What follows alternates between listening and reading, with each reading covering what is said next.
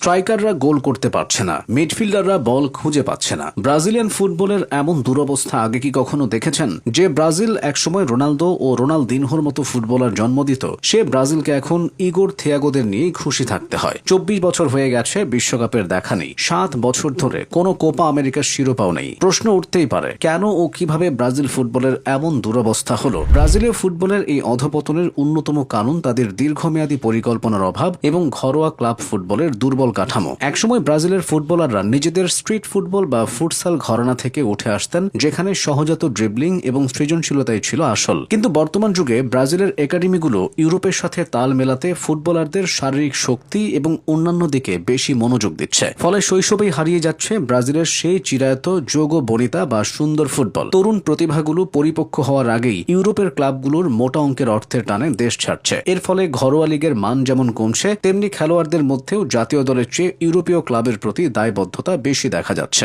ইউরোপের ফুটবলের সাথে খাপ খাওয়াতে গিয়ে ব্রাজিলিয়ান ফুটবলাররা তাদের সহজাত সৃজনশীলতা হারিয়ে ফেলছেন, যা জাতীয় দলে এসে এক বড় শূন্যতার সৃষ্টি করছে। ইউরোপীয় ঘরানার ফিজিক্যাল ফুটবলের সাথে টেকনিক্যাল দক্ষতার যে সমন্বয় দরকার ছিল, তা তৈরিতে পুরোপুরি ব্যর্থ হয়েছে সেলেসাওরা। এদিকে ব্রাজিল ফুটবল ফেডারেশন তথা সিবিএফ এর অভ্যন্তরীণ দুর্নীতি, অস্থিতিশীলতা এবং অদূরদর্শী সিদ্ধান্ত এই সংকটকে আরো ঘনীভূত করেছে। গত কয়েক বছরে ঘন ঘন কোচ পরিবর্তন করা হয়েছে, কিন্তু কোনো দীর্ঘমেয়াদী দর্শন বা টেকটিক্যাল আধুনিকায়ন নিয়ে কাজ করা হয়নি। সবশেষ ব্রাজিল আস্থা রাখতে বাধ্য হয়েছে কার্লো আনচেলত্তির ওপর। আনচেলত্তি প্রথম বিদেশি কোচ হিসেবে বিশ্বকাপে ব্রাজিলকে প্রতিনিধিত্ব করছেন। আধুনিক ফুটবল এখন অনেক বেশি ডেটা, ট্যাকটিক্স এবং সুনির্দিষ্ট কৌশলের উপর নির্ভরশীল, যেখানে ব্রাজিল এখনো অনেকাংশে ব্যক্তিগত প্রতিভার উপর নির্ভর করে ম্যাচ জেতার পুরনো মানসিকতায় আটকে আছে। এর উদাহরণটাও সবার চোখের সামনে। ব্রাজিলের তরুণ ফুটবলারদের নিয়ে যে পরিমাণ হাইপ তৈরি হয়, তা অন্য কোনো দলের ফুটবলারদের নিয়ে হয় না। এদিকে প্রতিভাবান তরুণরা যখন জাতীয় দলে আসে, তখন তারা কোনো সুনির্দিষ্ট ট্যাকটিক্যাল ফ্রেমওয়ার্ক পায় না। কম্বিনেশনের কারণে অনেকেই বাদ পড়েন,